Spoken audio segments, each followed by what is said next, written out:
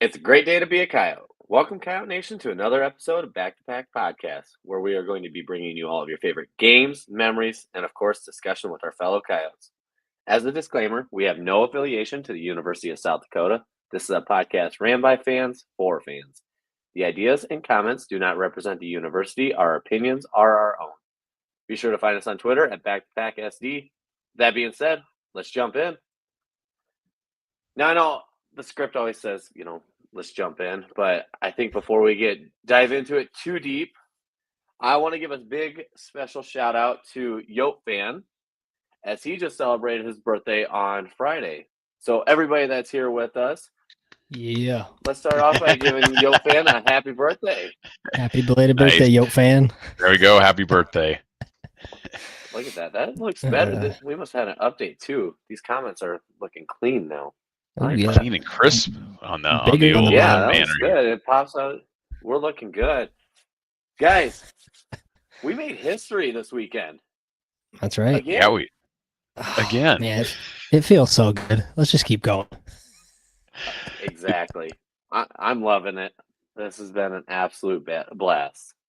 What a Yeah. time for us to start this show, right? Like we started this year, and we've been we've had a front row seat sitting here talking about this all week. Every week since January. I mean, this has been a wild ride, but man, just grateful and thankful to be part of it. Hey, after we win in Bozeman, we're officially to my record prediction. Ah, So I just said we were going to get 12 wins. There you go. There Yeah. you go. That's like Yeah, I was gonna mhm. I was gonna say, Mitch, to your point, I put out on Twitter, right? I said, hey, the season at the Dome's come to a close, right? Perfect 8-0 at the Dome. Uh, Made history all Mhm. along the way, and I think a lot of people resonated with that because a lot of us have been Yo fans for a long time, and it's not always been fun times, right? Or most often not. Right. So you think about this year as I put it, it's a no-brainer. It's the most fun we've had, and like you said, the timing's perfect with that. So it's fun. And It's fun. I think about in comparison, I think we're to the point where we've matched the ladies' Sweet 16 run in basketball, right? I think that's kind of in my mind. That's kind of where we're at. I know this is football and it's women's basketball, and it's hard to compare. It's kind of apples and oranges, but I think that's where we're at. It's just you see it across Coyote Nation, whether it's on Twitter, Facebook, just out. You're out and about in the city, especially like Sioux Falls, Sioux City, Vermilion. I mean, wherever you're at, I mean, there's just so much darn pride right now, and everybody's wearing Coyote gear. They're so excited, and yeah, here we are, another week. So Yeah. to Grant's point, I don't know if you guys are big fans of The Office, but one line that always sticks with me is when Andy was leaving Dunder Mifflin, and it was something along the lines of, "I wish somebody would tell you you're in the good old days before they become the good old days." Right. Now, I feel that in this sentiment as well. I'm not Mhm. saying, this is a 2-season hit wonder by any means. I do think we've elevated our program Mhm. to future goals that I think should be attainable every year now at this point. But these are the first 2 times we've done it. And hmm with the guys we did it with, I just want to tell everybody here, you're in the good old days. These are going to be the days we talk about when we start talking about our run. So enjoy this because, like Grant said, Mhm. it hasn't been easy, but we didn't become Coyote fans because it's easy. We became Coyote fans because it's awesome. So let's keep enjoying it. Yeah. Oh, that's exactly right. I mean, it's also fun to see too. I mean, I just saw a comment as well, but uh, people are jumping on Bozeman. I Mm-hmm. was doing everything in my power to try to get there, and logistically with family and work and stuff, it's just not going to work. Super bummed out, but it's I'm seeing a lot of traction from folks, and I think there's Yes. going to be a pretty good showing for us in Bozeman, which is Mm-hmm. fantastic because that is not an easy place to get to. Hence why I'm not going, unfortunately. But not that I'm bitter about it or anything. But yeah, Right. but the other thing too, to even our game on Saturday, which is what we'll be talking about tonight. But there was a lot of national media members that were at the game live. I know a lot of Mm-hmm. people follow Sam Herder. He was at the game. Campus tours, right? I don't know what the exact name of the account is, so I'm probably Michael kind of Barker. Yep. He was at the game, and he did. He had a lot of nice photos and did a nice write up, and so that's kind of that's the fun part too. Is you start to get some of this momentum, and folks are showing up and seeing what's going on in Vermilion. Yeah. Nice. And just I'll say too, just like how special is this team? I mean, I know us three, obviously, we're really in the weeds every week looking at this, and we know all the players' names and their stats and stuff like that. But like, I just love this team. Like, this team is darn special, and so I don't want to see this end. Let's just keep going. Yeah, it's just wild. Getting those moments, and I wish Coyote fans took advantage of it. There was a ton of them, but getting a chance just to interact with the players quickly. I never wanted to take away too much from it because their family's there, but I've talked to Tice a few times. I talked to JJ a couple times. I was really excited. I finally got to check Aiden off the list last weekend after the win against UC Davis. I don't know if I should share the one story he said, but this is from his dad. No, it's not too crazy. I don't know what you're going to say, so I'm worried. It's a testament to the confidence that the team had going into this game. Aiden texted his dad before the game even started, obviously, saying, "Hey, the weather in Bozeman next weekend is supposed to be mid-40s and no wind." I love it.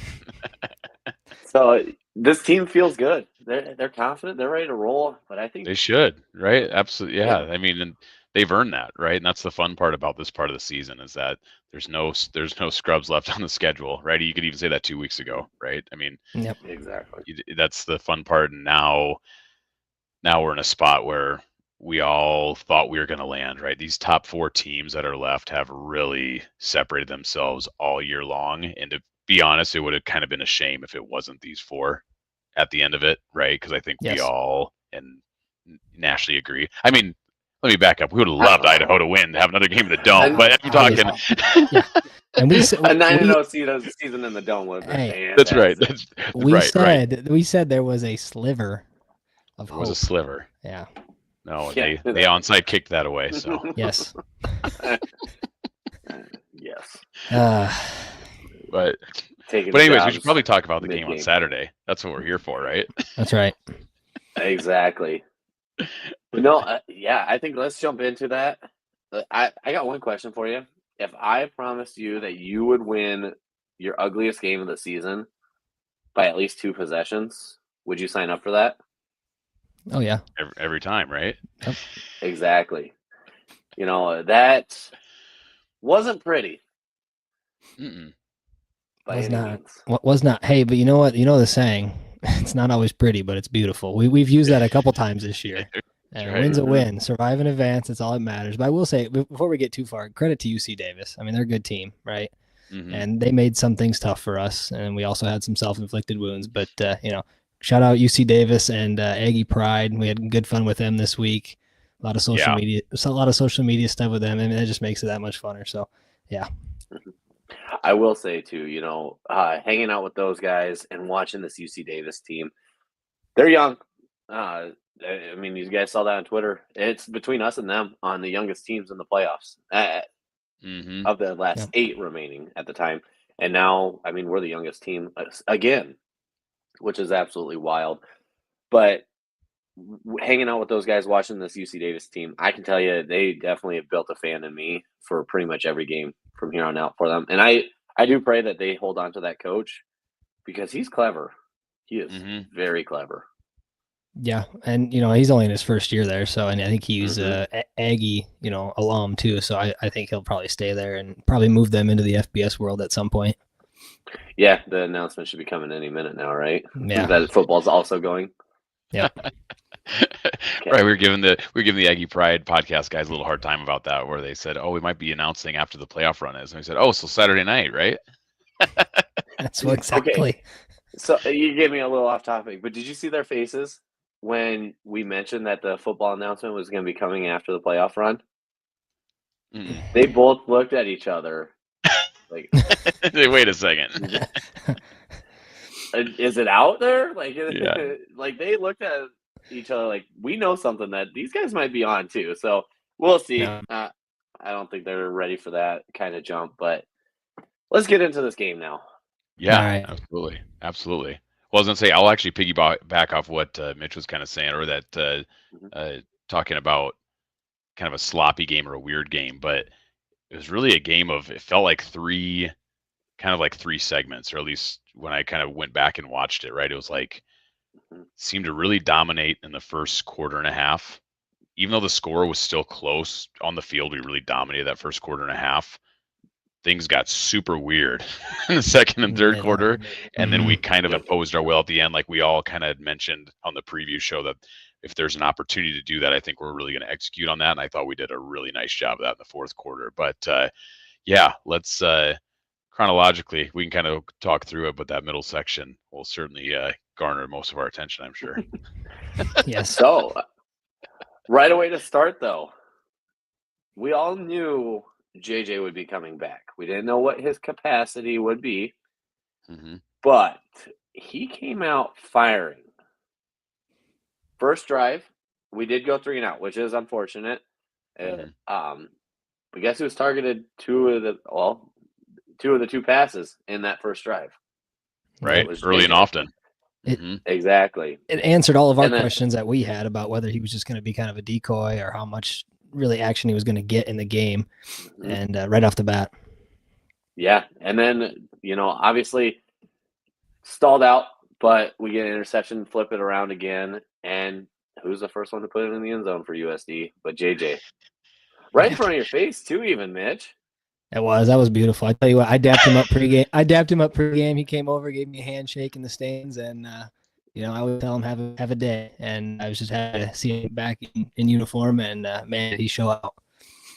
I, you know, I talked to him after the game. I was like, "Hey, how you feeling?" He goes, "I'm a little sore, but it feels great to be back."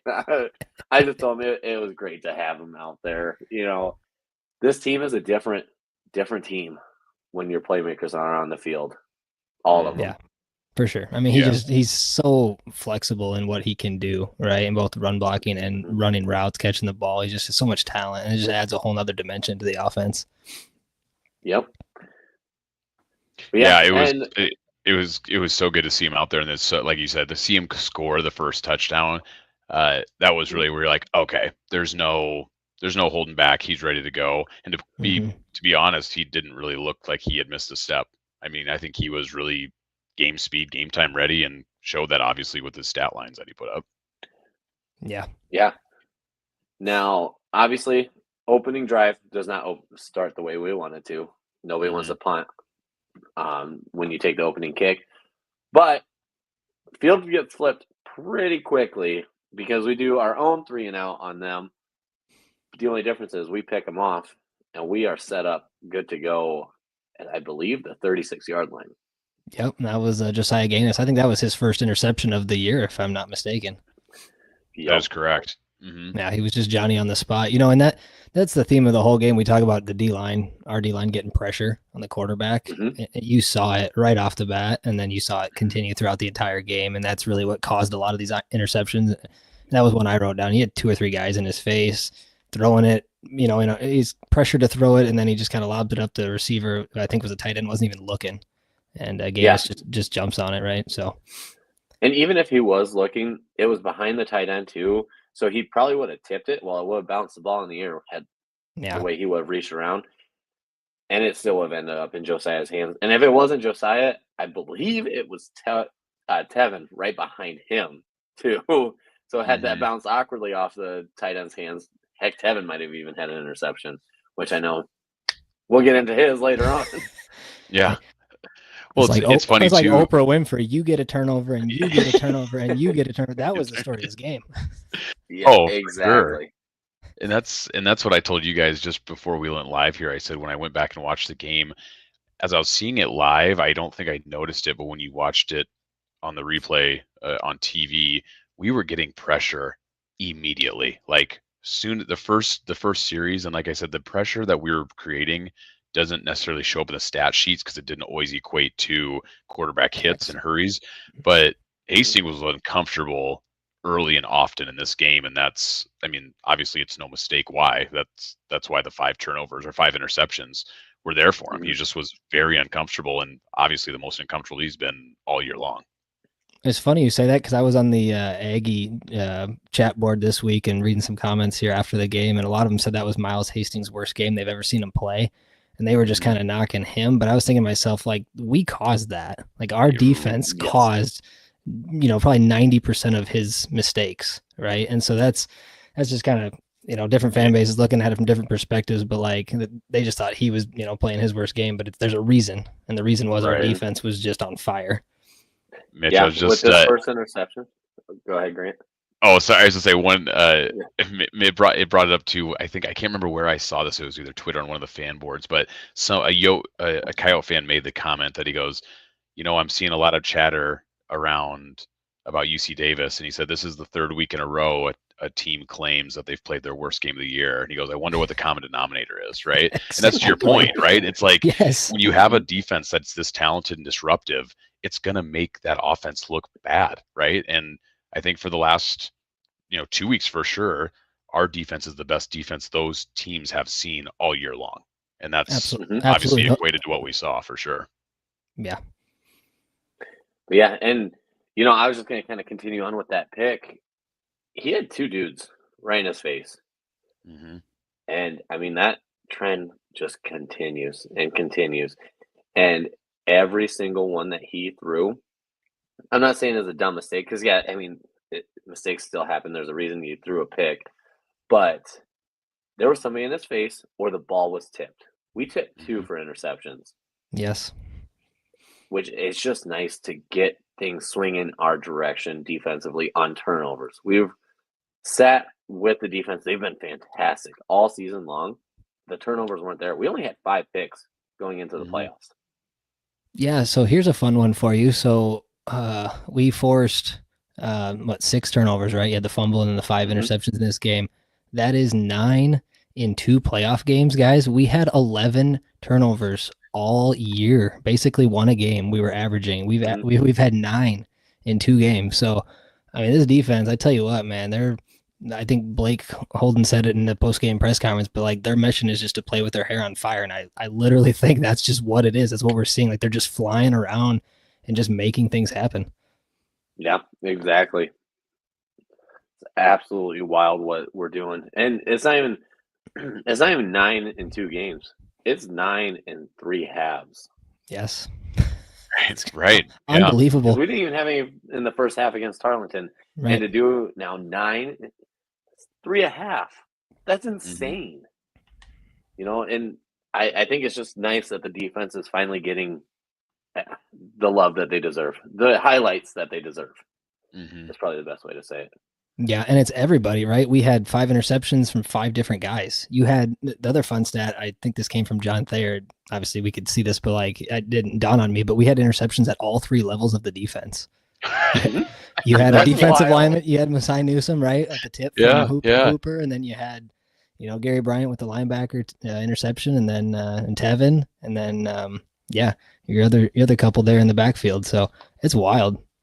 Yeah, and say this may be nitpicking and it's all fresh because I just watched the tape back today, but there was an additional 2 really, really, really good opportunities for picks as well. So like there should have been 2 more. There could have been, there could have, I would say should have been even 2 more, which is crazy to think about, right? 7 interceptions, but it just speaks to the bigger picture of like, if you're disruptive that often, it's going to lead to turnovers, right? And that's one that we had been calling for in particular the last 3 games of the season. We're like, man, this defense is so talented. They're so good. They keep the points per game so low. They're one of the best in the country. We just don't see the turnovers, and they never came, but it was okay, right? Because we were winning games and it was low. So it's almost like a game of averages where it's like, okay, now we're getting all these turnovers on this playoff run that are kind of making it more sense to us. We're like, okay, this is the kind of defensive turnovers and disruptiveness that we knew was there. Now it's finally coming to fruition. So, the hope now is let's keep it going, right? Because I think when you're this deep in the playoffs, you have to find ways to make big plays to keep winning, right? That's just the nature of the beast this deep in the playoffs. Yeah. Hey, Jake, real quick, can you put Yote fans comment up there on the screen? I want to have a good laugh about this. Yeah, I just saw that as well. He said Masai Newsom's pick lacked any real style points. I mean, hey, for being a D tackle, I mean, That's style points alone. that's pretty good hands. I think it was tipped by Hooper, and then he tipped it to himself, and ended up coming down with the ball. The only thing I know they were giving him crap about was how quickly he went to the ground after he caught it. He took about one or two steps and went right to the ground. There was no run back on that. No way. I was just about to applaud that. That is the big guy number one. I get it. You only get so many chances to maybe score the ball, but good for him to know I'm getting down. I've done my job. I'm getting to the turf. I'm done with this play. Plus, we're already in UC Davis territory. Oh yeah. Might as well. Yeah, it's funny enough. I have the play-by-play here, so we can continue on. But ESPN has the highlights on the side, and guess who's highlighted is actually. So yeah, great call out, Mitch. It is Carter Hooper with the tip, and yeah, he still had to. I mean, he got a dollar bill under that vertical, but that's about it to get up and tip that back down to himself. But he snuffed out that screen pass perfectly. He did. Yeah, you can tell that's something the defense was pretty aware of, and that was obvious, right? We've seen all year they run tons of screens. It seemed like our D line was pretty in tune with that. Obviously, they got some pretty good ones. I think before Land got hurt, I think he had I don't know if it was a screen pass, maybe it was more of a swing pass, but he had a pretty impressive catch and run on that one. But outside of that, kept it contained pretty well on the screens, I thought. Yeah. And, the only time in Land only had one big play for 30 yards down the sideline. Mm-hmm. And, yeah, unfortunately, that is the drive where he got hurt. And I think he got hurt the very next play, actually. Yeah. It took a little bit after that. They had to get down into the goal line. And, I mean, Mitch got the best view of it possible. Man. It happened right under the flag. Right. That happened right in front of me. So it was just a simple, running back. I just kind of tossed to the flats, right? And then he just starts running to the corner of the end zone, trying to get to that pylon. And Mike Reed just ankle bites him. I mean, just gets enough of him. And he kind of stumbles and then ended up falling. And instantly, as soon as he hits the turf, he's grabbing for that ankle and he kind of rolls over and he can't walk. And then he crawls. He tries to get up and walk, and then he crawls. And I have a picture of him laying face down right in front of our flag there on the 10-yard line, and a couple of trainers working on him and grabbing that ankle. So, that's unfortunate because that change. Obviously, we beat that to death on our preview episode, saying that that's the best player on their team, arguably the best player in the FCS with all his yards and touchdowns and 40% of their offense. That changed the whole dynamic of the game for them. You're making me feel bad because I mentioned, what happens if Land is not in the game. You did bring that up. You did. I thought that same thing. I was like, God, Jake didn't bring it up. It was like a bad voodoo there, because I will say that's one thing. It's you don't want to see that, right? You don't want to see a game between two teams have it. I don't want to say devalued, right? But that was such a big blow for them, where it's like that's not a part of their game plan as they go into a game. Is what happens if the best player in the country gets hurt, right? That's just not something you're game planning for. So very unfortunate for them. I did feel bad for him at that point. Yeah, no, it's one of those things. It is one of those. I wanted to beat them at their absolute best, and Land is their best.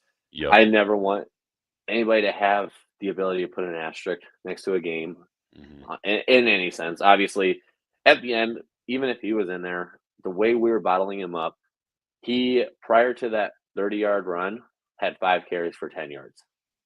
So he was bottled up.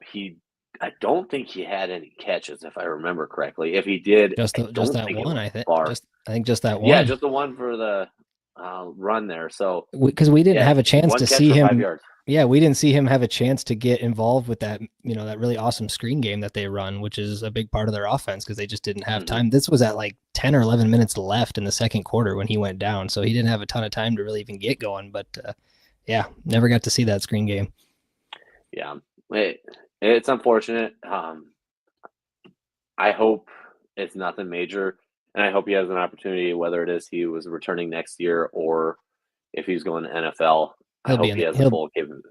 Yeah, he'll be in the NFL, no doubt. So I apologize, Land, for mentioning anything in that sort of way because I wanted to play you at your best. But I hope you continue on well. Yeah, for sure. So, but, after the first interception, we got hot. We went 3 possessions, 3 touchdowns, exactly what we called for. Yep. Mm-hmm. And big shout out to what my kids now call Karan Speedy. Big time play. I had noticed it and I forgot to mention it in my notes. The double moves were there when you play UC Davis. Montana State worked them hard, and that's why they went up 30-8 in the game. It was there, and that's exactly how Speedy did it. 71 yards, I think, down to the 4-yard line, giving Tice his opportunity to take sole possession of rushing touchdowns in a career. So, Crazy. shout out to Travis Tice. What a stat. And now, Mr. Yote himself, per LJ Phillips on Twitter, called it Mr. Yote. Mr. Yo, just a quarterback from Pratt, Kansas, right? Yeah, that's exactly. right. Little This fiery is redhead. exactly how he saw his career going. Now, I got a stat pull for you. Fun fact for everybody listening. So we have to dive deep in the archives well before any of us were born, at least here that are hosting. When Scott Jones took possession and had 37 rushing touchdowns, do you guys want to know when his last rushing touchdown was? No 86? idea. I'm going Or to who go it was 86. against? Oh, I don't know. Sorry, not when, but who it was against. I have no idea. I mean, it has to be UC Davis now. Right? It was against UC Davis, out at UC Davis. Wait for it. In the quarterfinals of the playoffs where USD made it to the championship game against NDSU. Wow. That is actually I'm not going to mention the score of the NDSU game. They say it's crazy how history has a way of repeating itself, though. So, mm-hmm. It's not going to completely repeat itself, though. That's but great. Just as that opening part. Yeah, that is awesome. Actually that is a truly insane stat. Like, we always see the stats that ESPN throws up, and you're like, oh, this guy rushed for more yards than anybody on a Tuesday when the temperature was above 50 degrees in the Western Hemisphere. You know what I mean? Point. You got to check, right? But that's a real insane stat. So good work on that, Jake. And I think Tice went over 1,000 too, right? He did go over 1,000. So we have officially over 1,000. Rushers. Yep. How well? So first, I'm going to give full credit. I did not find this stat. I'm just going to tell you guys this now. This was a phone call that happened on Sunday night to talk about the game with none other than our other avid listener, Grandpa Larry, who was at the game with his brother to watch Scott Jones absolutely went nuts. Wildest thing about that stat, though, Scott was a quarterback, not a running back. I was just about to say that. I'm pretty sure Scott was a quarterback, right? Yeah. That's wild. Yep. So the option play, according to Grandpa Larry, he was a maestro when it came to the option play. And he said he's one of the best athletes he's ever watched play. And it was keep that day. Yeah. Exactly. Fake that pitch and go. Oh, that's cool. Yeah, but yeah, and then also 2 1,000-yard rushers after never having a 1,000-yard rusher in a season at all. Absolutely nuts. I mean, the records, the history, everything just keeps piling up each week here, guys. It's truly amazing at this point. It just makes life so easy to enjoy. Everybody, we got a lot of people that follow this that have been fans since before we were born, for a fact. They've been through their trials and tribulations on it. I mean, us as fans have been through it as well. But to finally just see this progressing the way it is, it's there for the taking, and it's there for us to continue on. And I see it happening for sure. Yeah, and I want to mention too, while we're mentioning some history, Aiden gets to 6,000. So he's the 5th Yote to do that, 6,000 passing yards. And then Carter Bell, I think, is only 1 or 2 away from the touchdown record because he had 1 in this game. Maybe should have even had 2 there with the interception in the end zone. But yeah, he's close to that. And then Gary Bryant makes playoff history for the Yotes with 15 tackles. That's the most in Coyote history there. So, and he had the interception and the fumble recovery, so he balled out too. Absolutely nuts. Yeah. Yeah. As I'm saying, I know we've obviously been talking about the defense a lot because they were kind of the stars of the show. Hey, it's our friend Kyle. Yeah. It's our friend Kyle. Yeah, welcome back, Youngstown. Kyle. He's on the Yote train, I'm sure, with us. So I For those who will say I hey, for have. those listeners who are confused, Kyle runs the Youngstown podcast. We had him on the show here when we were doing the preview for Youngstown. So I have enjoyed I just want to know how Youngstown's. Sal's doing. How is Sal doing, Kyle? We miss him. I will say the Youngstown podcast Twitter account has been going off. It's been hilarious watching them. Obviously, they're enjoying the Missouri Valley success. And I think my favorite tweet that they said is, if you get to 6 wins in the Missouri Valley, automatic qualifier. You belong in the playoffs. Forget these other conferences. You get 6 in the Valley, you're in. Forget it. Yeah. I'm sure the Big Sky will not chirp or say anything about that. They'll just say, "Yep, sounds good." Wow. There you go. That doesn't surprise me. Somebody's got to keep it going. That's right. Just Just tell Sal we'll clip him next season too. Yeah, till we meet again next year. Oh, it's funny. Well, we've spent a lot of time on the defense, obviously, for good reason. Should we talk about the offense? Because the offense was a little bit of a roller coaster ride on Saturday. Yeah. Well, overall, I think it was a good game, but a few things that were a little uncharacteristic that we saw. Yeah, let's get into the ugly of this. The tough part is Aiden doubles his interceptions on the season, but he also only threw 2. Right. Not 5. So right. He's taking care of the ball. He's been a fantastic leader, and some of his throws against UC Davis were next level. I do have some troubles on the 2 picks that he threw because they were silly mistakes, in my opinion. First of all, far hash to sideline in the end zone is a difficult throw to make. Honestly, out route from far hash to sideline is tough to throw regardless.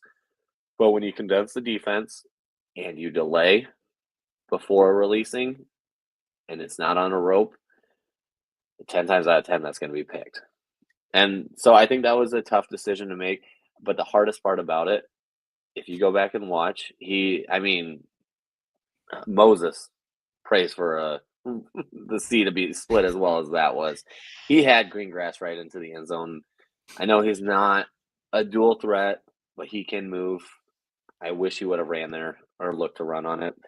And then his other interception, it was a miscommunication between him and Javion. And I do think, based off of what I'm seeing on replay, obviously it's hard to tell without seeing a full view of it, but it looks like he should have thrown more to the sideline for Javion to run under, but it seemed like he threw more of a vertical route, and that's why UC Davis was able to get under it. Miscommunication between them. Yeah, I say to kind of comment on that first one, I think that one was a really tough spot to be in too, because or situationally a tough spot to be in, right? It's 3rd down. I think we had 12-ish seconds left.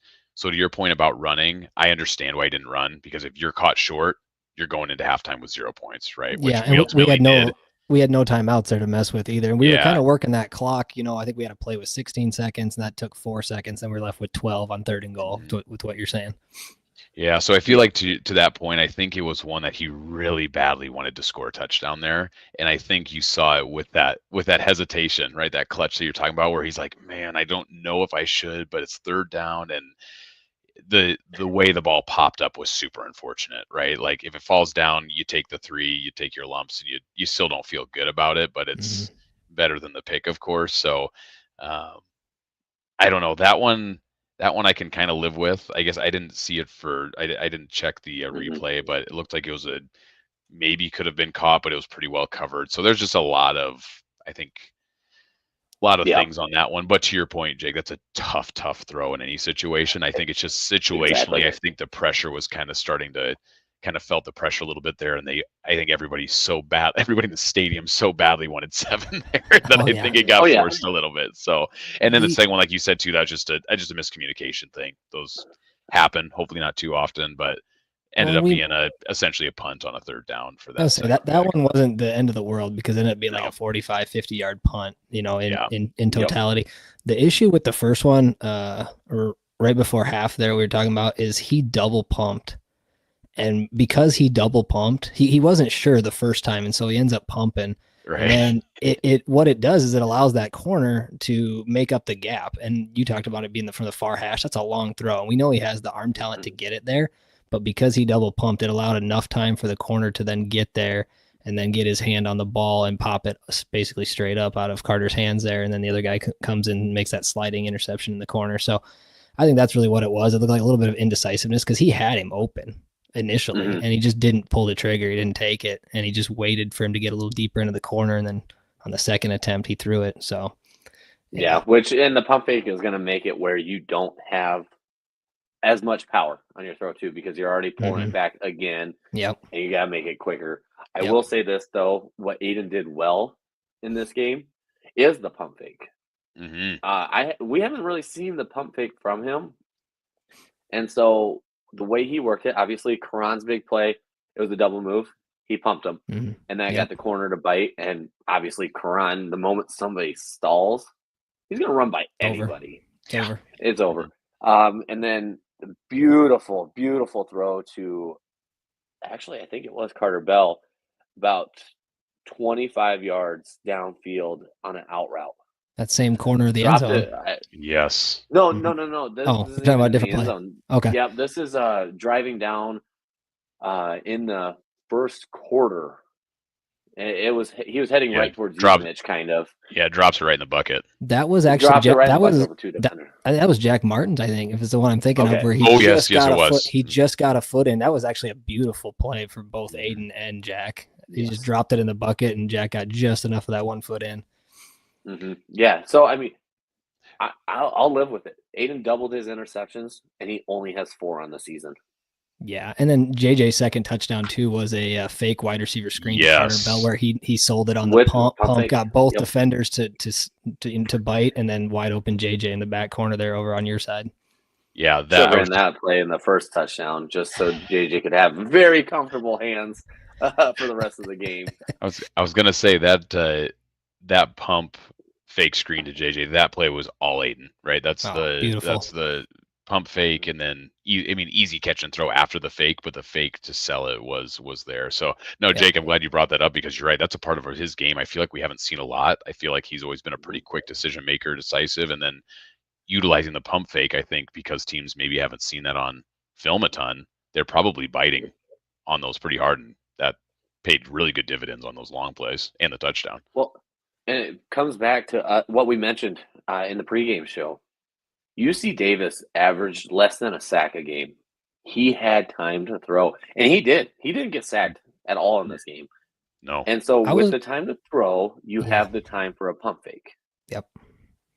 I was going to say that too. No, in both playoff games, our O-line has really kept him clean. I tell you what, I mean, he's had plenty of time to go through his reads, step up in the pocket, do the pump fake like you mentioned. I mean, he's had just a ton of time back there and stayed upright, which is fantastic. I know he's had some opportunities to maybe run and get 3, 4, 5 yards to get a first down here and there, but he seems to be really just wanting to stay in that pocket and complete the pass. Hey, it's there. You know, and I do want to give a big shout out. Hope they're feeling all right to Joe Cotton and Jordan Larson. Those were both of our guys that went down. Now, I am a little concerned with Jordan's more than Joe. Both of them were full pads, walking around with their helmets. I think Joe was starting to get a little mad that he didn't get to go back in. But so was Jordan. Now, the only thing is Jordan got hurt in the Tarleton State game too, so I wonder if that is a re-aggravating of an injury from the previous game. But I do hope they're okay because, you know, next game, big time. We keep saying it because it's true. Next game is the biggest game out history. How about the depth though? When you saw those guys go down, we didn't really miss a beat. You know what I mean? Like they were moving guys around. You know, obviously to bring in 2 guys and slide people to different spots, and they did a nice job. Yeah, and UC Davis wasn't afraid of sending a blitz at the new guy too. Yeah, they were very confident in those. Yeah, that's the other part I was just about to say too, Mitch, is that you bring in two backup players, right, if you will, and we still got to that fourth quarter where I thought we really imposed our will and really shut the door for any sort of comeback, right? And it all happened on hey, we're gonna run the ball. And now we did mix in some play action that really helped on that. I think our first fourth quarter drive. But in that last drive, we're just running it. We're just, hey, we're going to run it, and we're just going to be better than you. And you're doing it with two backup players in that role. That makes you feel really good about kind of what's going on on the offensive side of the ball for sure. So, and I will say too, actually, up until the fourth quarter, UZ Davis did a pretty decent job of keeping this bottled up on the run. I think overall they allowed 129 yards. I'm not sure how much of that 129 came in the fourth quarter, but I'm willing to bet at least a third of it came in the fourth quarter. I was gonna say 30 or 40 yards probably. Mm-hmm. So yeah, I mean, I guess kudos to UC Davis for at least keeping that in check, because we've said over and over again this year, if you let us run, we're going to run, and it's going to be a quick exit for you as an opponent. So they obviously made a big deal out of that to try to bottle it up, and did a decent job. But at the end of the day, I think they were gassed, and we just were able to impose our will. Let's talk about that, Jake. Throw that comment up there from our friend here talking about the yeah. So did anyone see the post-game press conference? This is fantastic, where the boys were asked about the trash talking. That was actually Nathan Swaffer, right? One of our beat writer from Mitchell Republic. Mitchell Republic, yep. Our beat writer asked that, said if the boys hear that outside noise and if that trash talk gets to the locker room. And Blake Holden, guys, like, he answered that so perfectly and just said, I don't know what you're talking about, and gave a little wink afterwards. And you got Aiden over there just like, yeah. Aiden's like, abort. Yeah. I think he was worried Blake was going to get a little rowdy in there or something, but that's literally the perfect response, right? It's just, I don't know what you're talking about. And then a little wink at the end. So, and then Tice with the face palm. And it was perfect.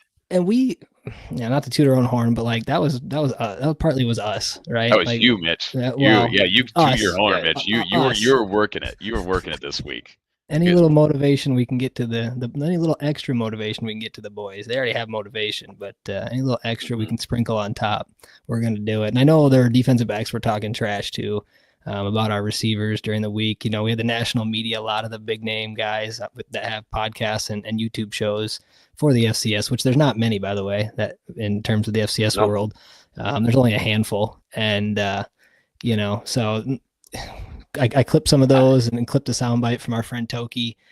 And so, just anything extra we can do, man, I tell you what, it's fun. I'm having a blast. I know you guys are too. Oh yeah. And I do want to give a shout out to Toki. So yes, his stats, he did not smash us by any means. He was disruptive because he's a big boy. Joey handled him very well, though. Mm-hmm. But the respect I want to give to him is he was the last UC Davis player off the field.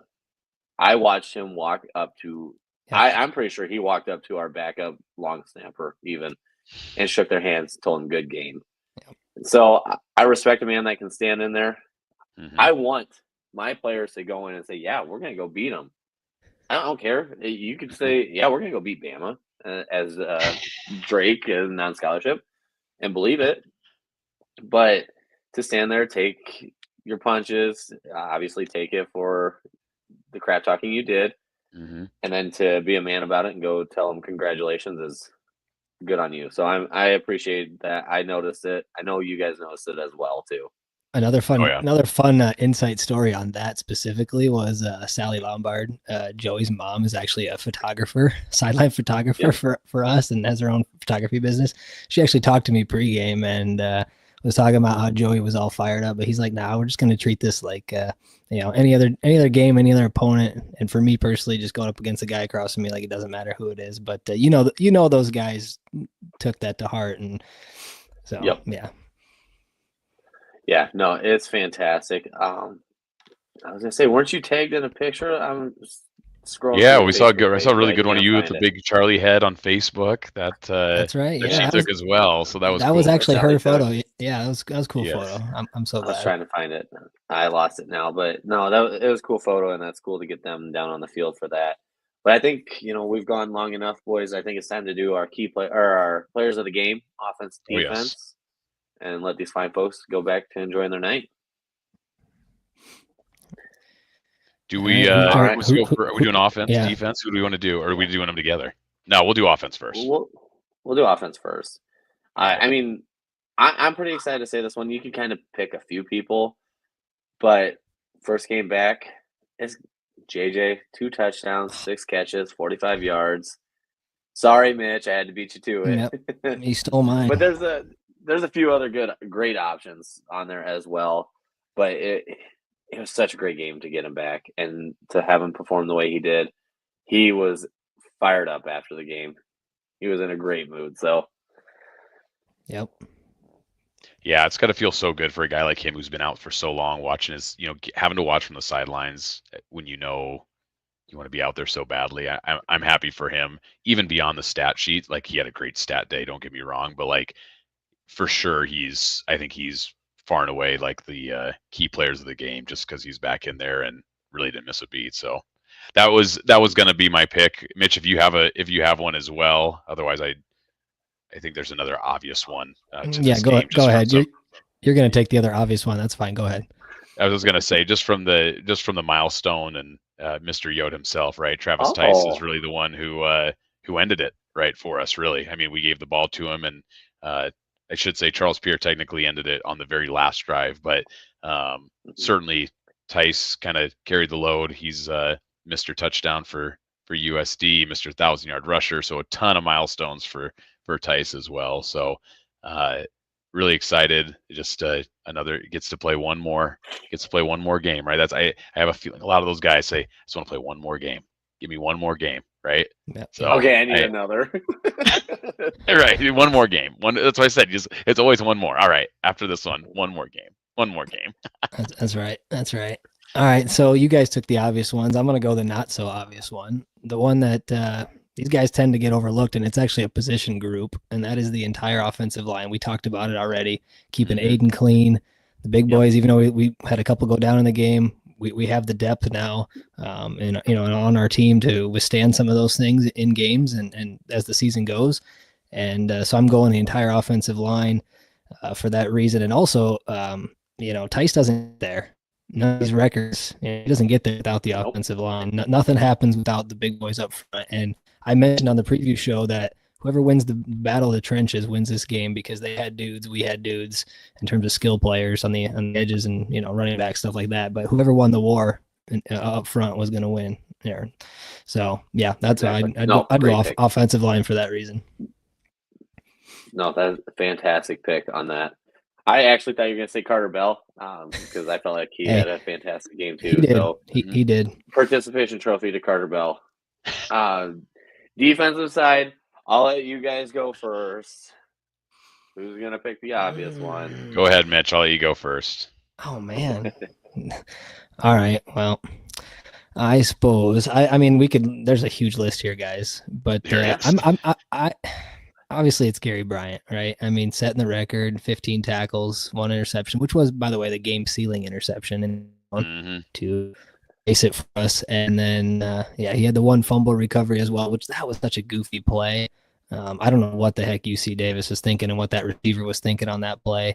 But Grace and Nate Ewell stripped him, and Gary Bryant jumps on that thing. So, I mean, obviously he's the guy. I think he's been the leader all year in the middle of that defense, and stepped up huge for being a young guy too. So got to go Gary Bryant. I was so close. He was going to be my player of the game, but I said Dennis Shorter instead. Oh, geez. Okay. All right. Yeah. No. Sorry. A key player from our last episode. I was. Yes. Yep. Yes. You're a key player. I said that wrong. And I mentioned all the entire defense, by the way, because I talk about I'd mentioned tackling, and I said if I didn't pick all 11, I was going to go Gary Bryant. So I guess it kind of worked out. He tackled. He tackled plenty. He did a little bit of that. So mine's going to be a shared one. Since Mitch got to do it, I get to do it. Nick Gase and Blake Holden. They've been holding it down all season on the interior of the D-line. Both of them felt like they were just all disruptive in the game. And then just for their work to make it easier for the secondary linebackers to get those interceptions, it really went a long ways. Yeah. For sure. I think I'm going to piggyback off of you because my pick, obviously outside of Gary, right? I mean, that's the obvious choice for sure. But Blake Holden is just he's just becoming like a fan favorite, right? Like I think everyone sees the way that he plays. Like you talk about hair on fire, uh, a guy from Watertown, like people are really starting to gravitate toward him, as am I. It's Yep. fun to watch and see him be ultra disruptive and ultra productive. Um, it's just hard not to get excited about him. So he's who I Exactly. had, but again, there's so many guys, right? Like, so many secondary guys with turnover. Like you could pick the whole secondary. You could pick Nate Ewell. You could pick. There's so many Just guys from that go down. performance. Yeah, It was go down just the depth take chart your on pick. defense. Yeah, Too deep, truly, anybody. truly dominant from that side of the ball. So Mm-hmm. I don't know how you could go wrong picking anybody from defense. Now, I will say, with Blake, just remember, he's a legacy. His mom played volleyball for USD. That's I had right. a fantastic time chatting with her after the game, and I got to meet Blake's little girl too. So pretty That's cool. awesome. He's fantastic. He is a perfect representative of USD in every way, and it's fun to see him getting. Honestly, this sounds bad, but it's fun to see him getting what he deserves. Right. Yes. Yeah. Because it's all good. It's all good. And all the time, effort, right, spent into just all the work that goes into this, and that's all these guys. But like to see it finally coming to fruition for this team, I think that's really just like the ultimate like satisfaction for them and for fans. Mm-hmm. No, exactly. Yeah. Well, boys, we fantastic game on Saturday. We get to do it again on Saturday. Super excited for the Thursday show because this is we're in the meat grinder now, right? This is, like we said, This the is best the of the biggest game in best. USD history. Every game is the biggest game in USD history, right? We just keep saying it. And with that being said, too, I expect the episodes to just get a little longer too, because there's just so much to dissect. I think Thursday's quick, episode could be 2 hours. I mean, it could be 2-part special. It's gonna be part 1, part 2. Yeah, 2-part special. We wanted to for the real sickos like us. I will say I do have 2 things real quick that I want to add. First of all, Sioux Falls folks, watch party is gonna be at the Sandbar in Sioux Falls again. I have already reached out to Ed at 19 Brewing in Vermilion. He is working on getting legacy beer at the Sandbar for the game as well. So nice. If it's there, if I hear anything, I'll try to tell you on Thursday night show. The other thing, the team leaves for Montana State on Friday. Okay. We are doing the regular send-off from Vermilion. They're probably going to have something there to wave off the team. For our Sioux Falls folks that don't get to enjoy that, I am working with Corey. I'm trying to find out when they will be getting close to the airport so we can have a little tunnel for the team as well at the airport to celebrate and send them off. So once I hear more on that, good news is I'll be able to tell you guys all on Thursday. But that's awesome. From now on, or from here to then, go Yotes. Go Yotes. Go Yotes.